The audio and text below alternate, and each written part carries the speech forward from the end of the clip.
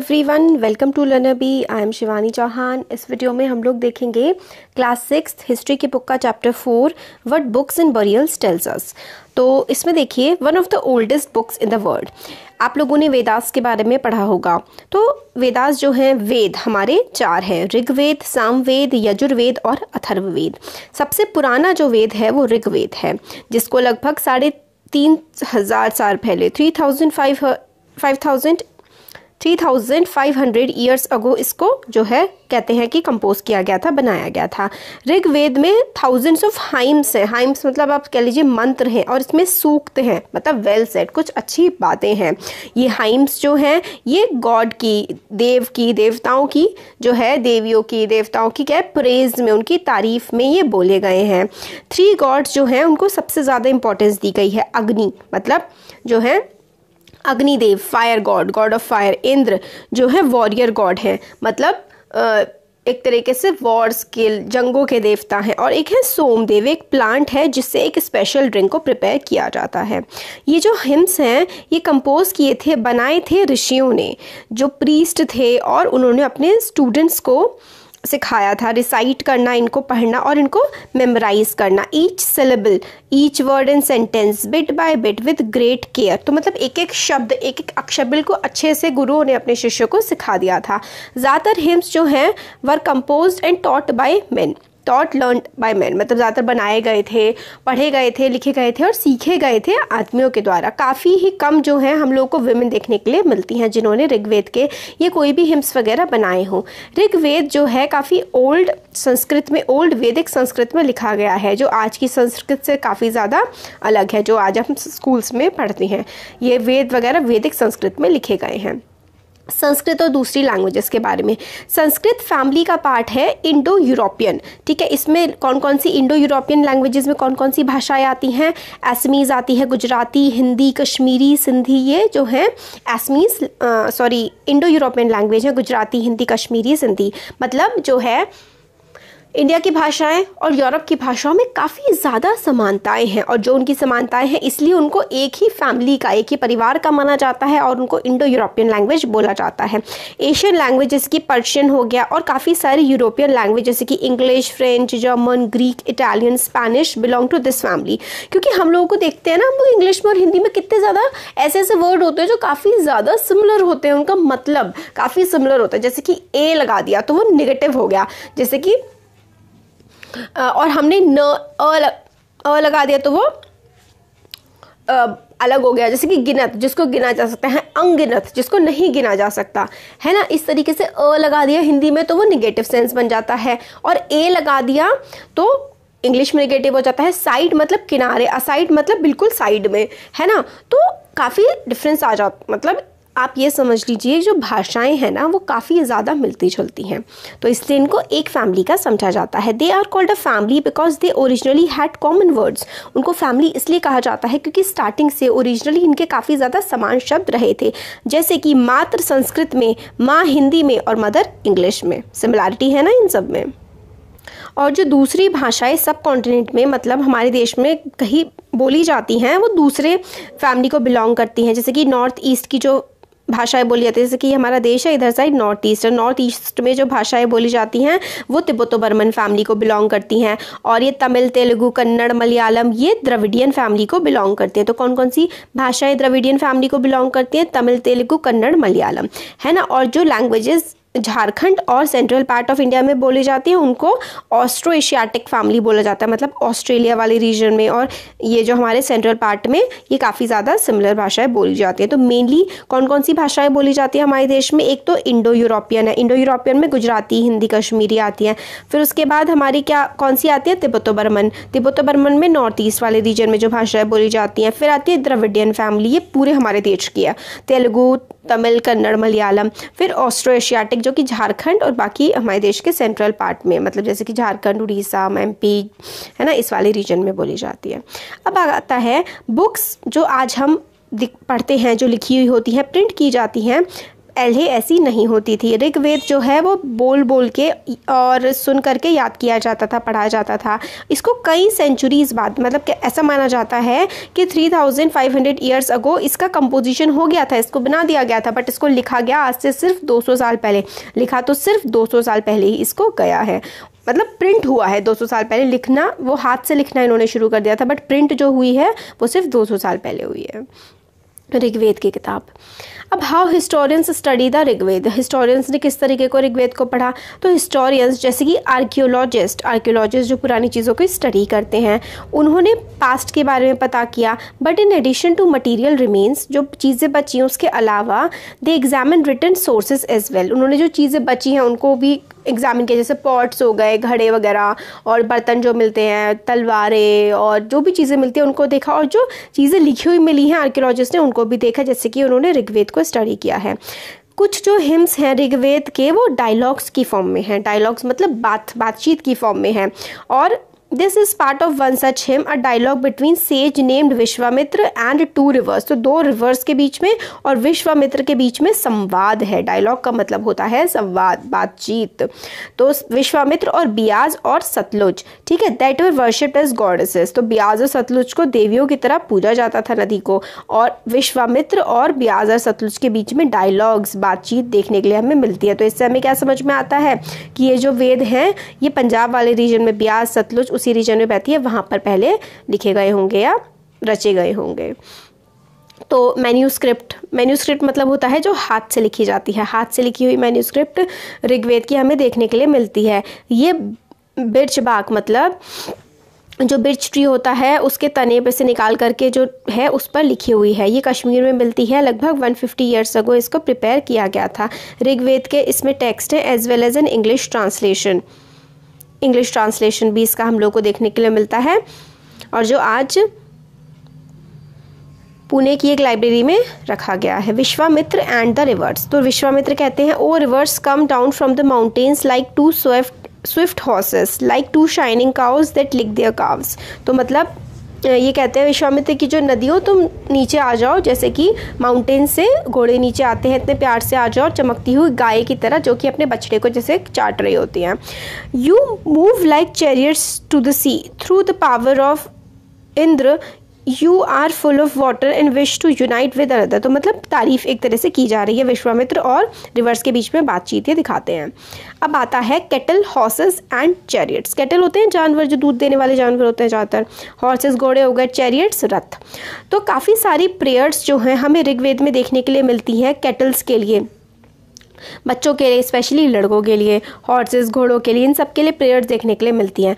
Horses were yoke to chariots that were used in battles, मतलब बांधे जाते थे हॉर्सेस जो हैं उनके, चैरियट्स मतलब क्या होते हैं, रथ के आगे घोड़े बांधे जाते थे जो कि बैटल्स में, जंगों में इस्तेमाल उनका किया जाता था। विच वर फॉट टू कैप्चर कैटल, और ज़्यादातर जंगें एक दूसरे की कैटल्स को कैप्चर करने के लिए होती थी। मतलब पहले क्या होता था ना, जो पैसा होता था, पैसा तो ऐसा होता नहीं था जैसा आज होता है पेपर का, पहले जो धन, गौधन मतलब गाय को धन माना जाता था। तो लड़ाइयाँ भी गाय, एक जैसे कि 2 क्लैंस होते थे, क्लैश ऑफ क्लैंस देखिए आपने, गेम वेम खेले उसके, तो क्लैंस मतलब 2 अलग अलग एक तरीके से आप इलाके समझ लीजिए, एक दूसरे से जंग करते थे एक दूसरे की गाय को वो हड़पने के लिए।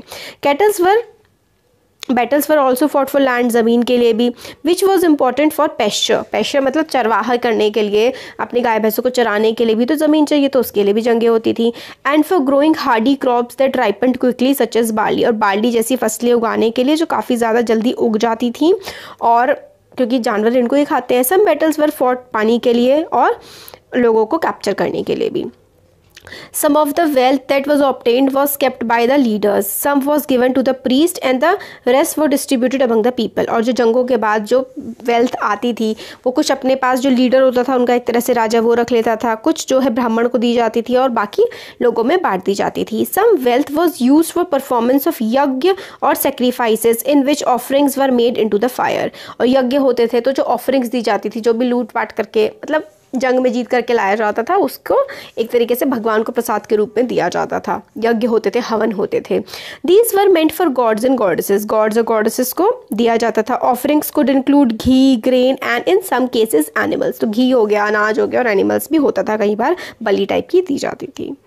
ज़्यादातर आदमी जो हैं वो वॉर्स में पार्टिसिपेट करते थे। देर कोई रेगुलर आर्मी नहीं होती थी, बट असेंबलीज होती थी जहाँ पर लोग मिलते थे, डिस्कस करते थे कि किस तरीके से वॉर होगी या फिर शांति बहाल होगी।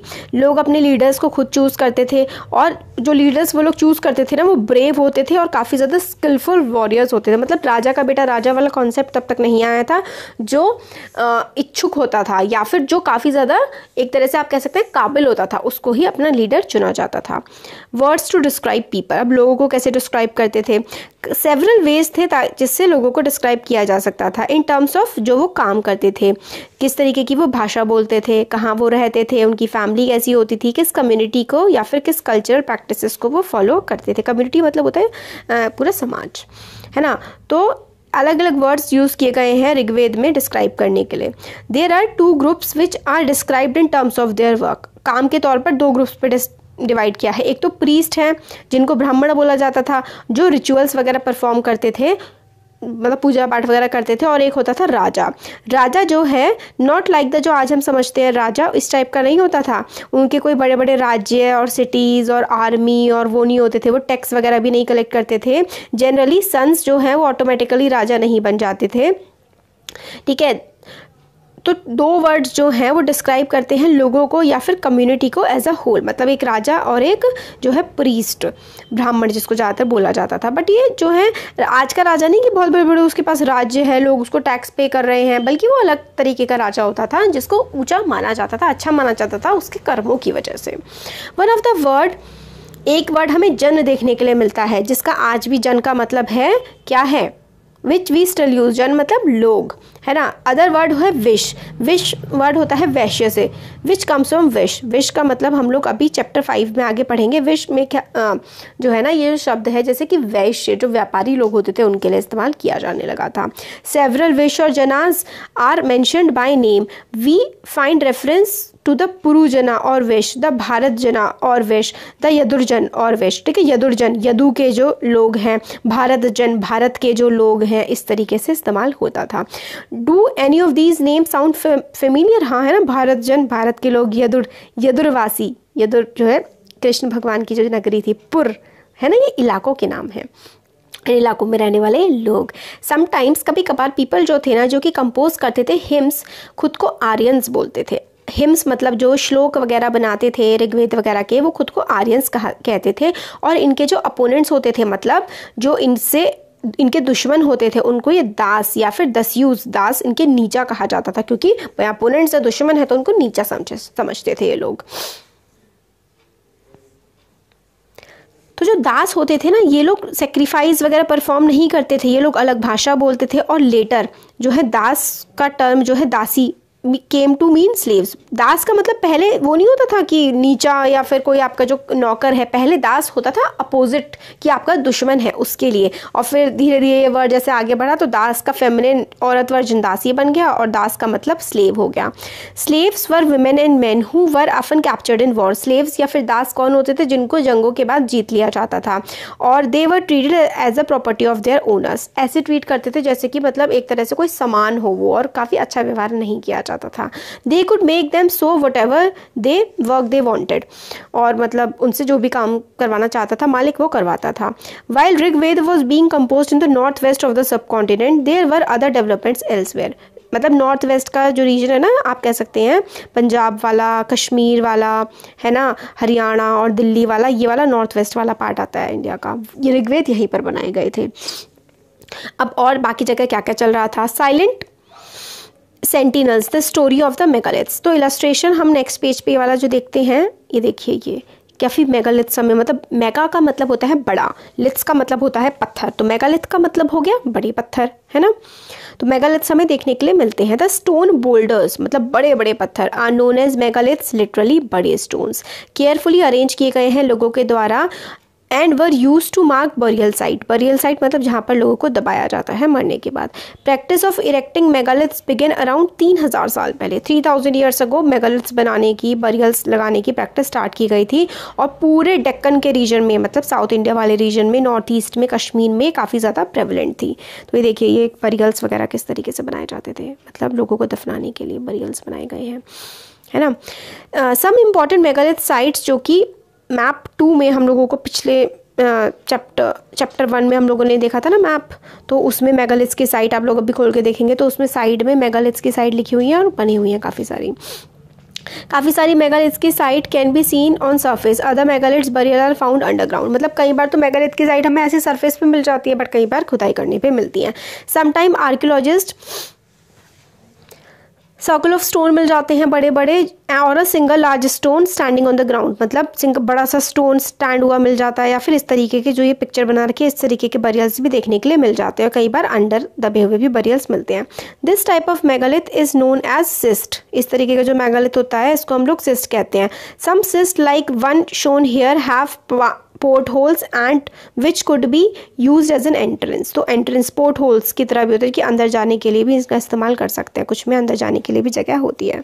ठीक है, देयर वर, अब ये देखिए इसमें लिखा हुआ है there were several things that people did to make megaliths. काफ़ी सारी चीज़ें करते थे, जैसे कि मिट्टी लेकर के आते थे पहले, ठीक है, मिट्टी लाए, पहले ट्रांसपोर्ट किया, कहीं पर से मिट्टी लेके आए, फिर गड्ढा खोदा, फिर उसमें बोल्डर्स वगैरह लगाए, फिर उसको शेप दिया और फिर डेड को बरी कर दिया। इस तरीके से काम होता था।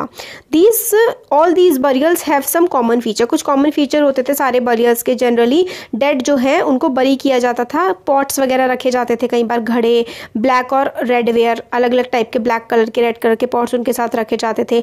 ऑल्सो फाउंड द टूल्स, कुछ वेपन्स टूल्स वगैरह मिलते हैं जैसे कि आयरन के, और कई बार हॉर्सेस भी मिलते हैं उनके साथ, मतलब हॉर्सेस के स्केलेटन मिलते हैं। इसका मतलब क्या होगा कि उनके जो घोड़े वगैरह होते होंगे वो भी उनके साथ दफना देते होंगे।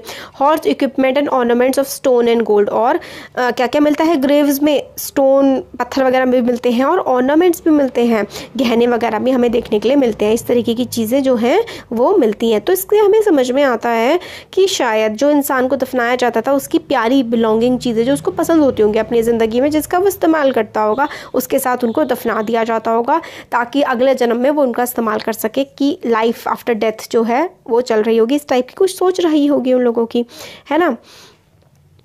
आयरन का क्या हड़प्पन साइट्स में इस्तेमाल किया गया था? भाई हमें देखने के लिए नहीं मिलता है। हड़प्पन साइट्स में हमें कॉपर का इस्तेमाल देखने के लिए मिला है अभी तक तो, और ऋग्वेद एज में हम लोग को आयरन का इस्तेमाल देखने के लिए मिलता है। Iron equipment found from megalith burials. Megalith burial में से जो है आयरन के इक्विपमेंट देखने के लिए मिलते हैं। घोड़े के इक्विपमेंट मिलते हैं, एक्सेस मिलते हैं, डैगर वगैरह मिलते हैं मारने के लिए ना चीज़ें। अब आता है finding out about social differences.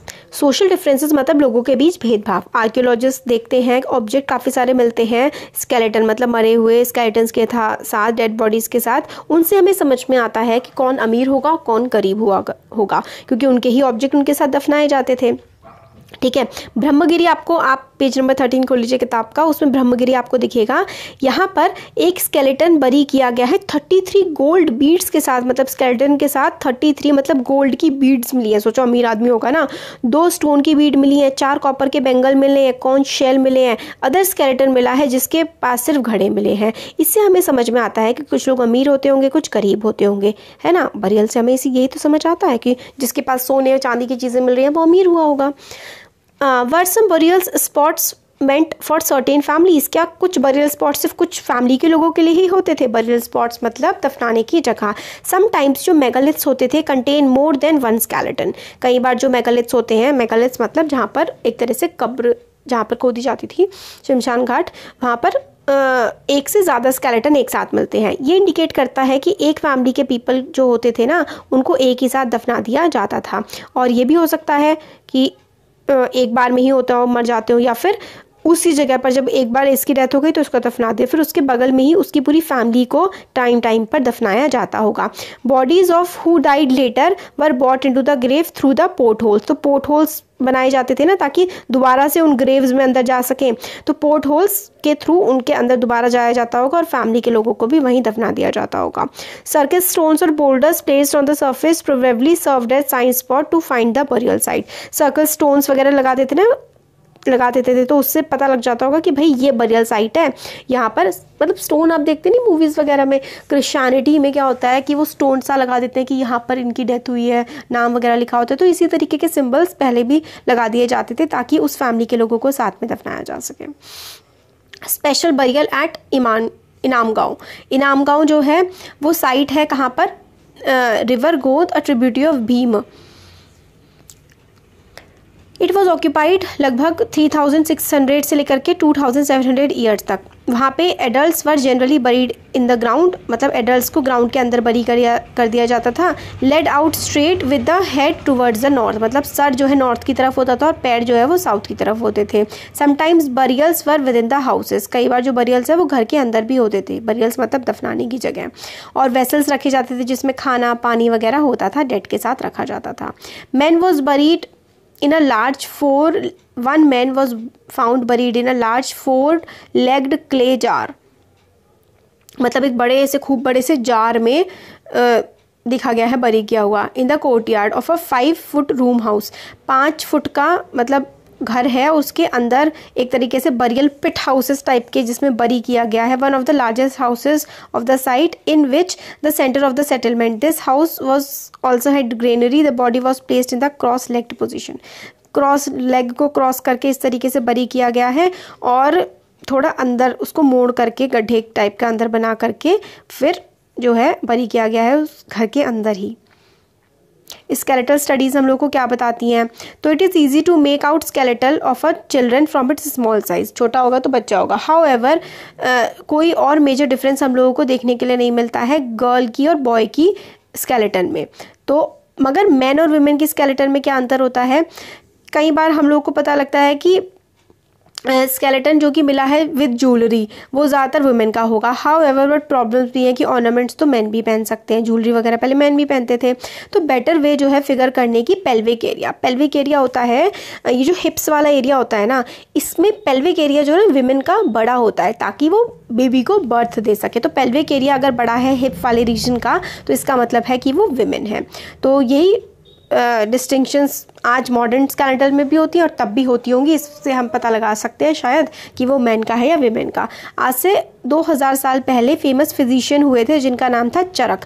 उन्होंने एक किताब लिखी थी चरक संहिता। उसमें ह्यूमन के स्टेट्स के मतलब पूरे बारे में लिखा गया है कि ह्यूमन में 360 बोन्स होती हैं और this is much larger number than the 200 bones that are recognized in modern anatomy. Modern anatomy में तो लगभग 200 बोन्स कहीं है, चरक ने लिखी थी 360 बोन्स, है ना।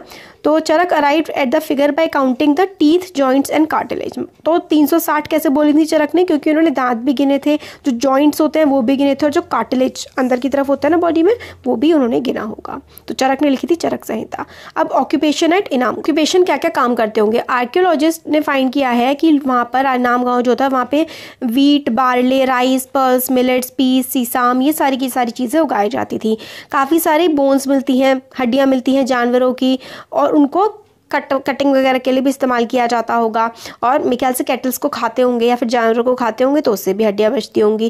कैटल्स पालते थे जैसे कि buffalo, goat, sheep, dog, horse, ass, pig, ये सारे के सारे काफ़ी सारे जानवर हमें वहाँ पे देखने के लिए मिलते हैं।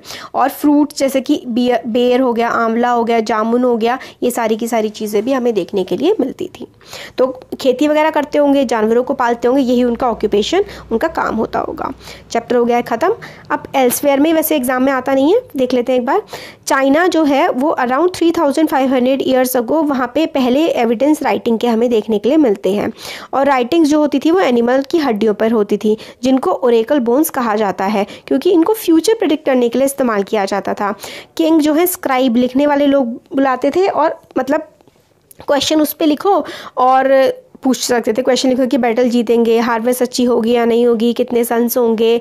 तो बोन्स को मतलब क्वेश्चन लिख के फायर में डाल दिया जाता था और उसके क्रैक्स पड़ जाते थे उसमें हीट की वजह से, और फॉर्च्यून टेलर्स उन क्रैक्स को पढ़ करके फ्यूचर को प्रेडिक्ट करते थे। और as you may expect sometimes वो मिस्टेक्स भी हो जाती थी। किंग्स जो है वो बड़ी बड़ी सिटीज़ में रहते थे, काफ़ी उनके पास वेल्थ होती थी, उनके पास काफ़ी ब्रॉन्ज के वेसल्स होते थे और how ever they did not know the use of iron. तो 3500 ईयर्स अगो पहले वहाँ पर आयरन के बारे में किसी को पता नहीं लगा था चाइना में, बट ऋग्वेद के टाइम में हम लोग देखते हैं इंडिया में उन्हें जो है आयरन के बारे में, लोहे के बारे में पता लग गया था। तो ये हमारा चैप्टर हो गया कंप्लीट। कैसा लगा वीडियो ज़रूर बताइए, अच्छा लगा तो लाइक करिए, चैनल को सब्सक्राइब करिए, अपने फ्रेंड्स के साथ शेयर करिए। Thank you.